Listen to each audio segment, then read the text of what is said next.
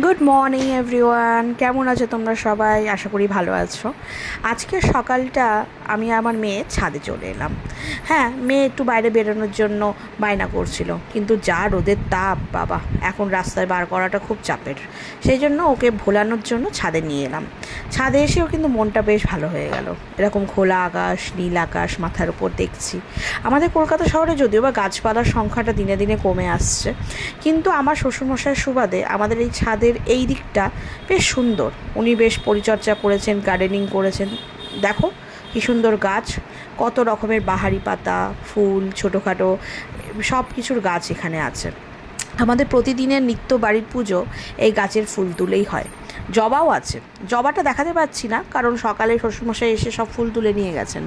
কারণ হচ্ছে আমাদের বাড়ির পুজো তো এই ফুল দিয়েই হয়।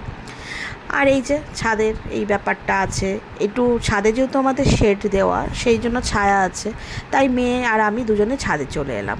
মেয়ে আবার একটু সকালবেলা হলে পাখি, গাছ এইগুলো দেখতে ভালোবাসে। দেখো কী সুন্দর মজা পাচ্ছে। ও আবার এখানে দুটো কাককে দেখতে পাচ্ছে, তাদের দেখে দেখে হচ্ছে মানে ও ডাকছে ওদের, আর ওরা আসছে। ওদের জন্য একটু ছাদে জল রাখা আছে, ওই দেখো উড়ে উড়ে চলে যাচ্ছে, আবার চলে আসছে। ওদের জন্য ছাদে জল রাখা, ওরা আসছে এই গরমে, একটু জল খাচ্ছে, আবার চলে যাচ্ছে। মেয়ে তো এটা দেখে ভীষণ খুশি, ভীষণ আনন্দ। দেখো কেমন দৌড়ে দৌড়ে বেড়াচ্ছে, আমার কাছে ছুটে ছুটে আসছে। আবার আমি বলছি, দেখ দেখ দেখ মা, পেছনে দেখ কাক এসছে, জল খাচ্ছে। ও আবার ঘুরে সেটা দেখছে, ওই যে দুটো কাক। এবার এইটা দেখে ওর কি খুশি, ও কি চিৎকার করছে।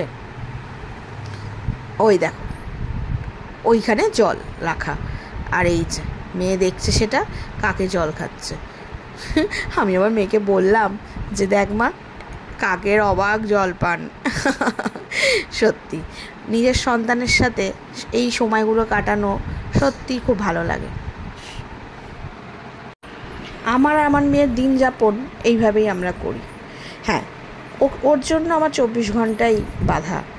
ওর জন্যেই আমি আমার 24টা ঘন্টা কীভাবে যে কেটে যায় ওর টেক কেয়ার করতে, ওর খেয়াল রাখতে, সেটা বুঝতে পারি না। ও তো এখন কাকাদের সাথে বক বক করছে, হ্যাঁ করে চিৎকার করছে। আমার মেয়ের যা গলা, তাদের মোটামুটি 1 কিলোমিটার দূর থেকে শোনা যায়। দেখো মজাটা দেখো, একবার মাটিতে পড়ছে, একবার উঠছে, আবার কাকগুলোকে বলছে ওর পায়ের কাছে এসে ওখানে বসতে। আমার মেয়ে কিছুটা আমার মতো হয়েছে, কোনো ভয় নেই। কোনো পশু পাখি কাউকে ভয় পায় না, বরং তাদের ভালোবাসতে যায়। আর এই যে আমাদের পাশের বাড়ি এই আম গাছটা খুব ভালো। এই আম গাছটা থাকাতে একটা সুবিধা হয়েছে, আমাদের এই দিকটা অনেকটা ছাওয়া থাকে, এই গরমকালে প্রচণ্ড আরাম পাওয়া যায়। আজকে আমি আর আমার মেয়ে সকালবেলা একটু ছাদ ভ্রমণ হলো আমাদের। কি করব, চারপাশে যা রোদের তাপ, ওকে নিয়ে তো আর বাইরে রাস্তায় বেরোনো যায় না। সন্ধ্যের পর ও দাদানের সাথে বেরোয়, ওই 5 মিনিটের জন্য বেরোয়, একটু পুকুর পাড় দিয়ে একটু রাস্তা দিয়ে ঘুরে আসে। বাচ্চাদের তো একটু ঘরের বাইরে বেরোনো দরকার, বার করা দরকার, তাই না? নাহলে ওদের মানসিক বিকাশ কী করে হবে। এই যে আমি তো শুধু ছাদে ঘুরছি, আর এই গাছপালাগুলো আমাকে খুব টানছে। সবুজের দিকে যত তাকানো যায় ততই আমাদের চোখের জন্য ভালো, তাই যতটা পাচ্ছি সবুজটাকে চোখে মেখে নিচ্ছি। আর মেয়েকেও চেষ্টা করছি সবুজের দিকে যেন ও তাকিয়ে থাকে, দেখে সবুজটা বেশি করে, তাতে ওর চোখটাও যেন ঠিকঠাক থাকে, সব কিছু যেন ভালো হয়। আজকের ব্লগটাই ছোটোখাটো, মেয়ে আর মায়ের এই ছাদের ভ্রমণের ব্লগ।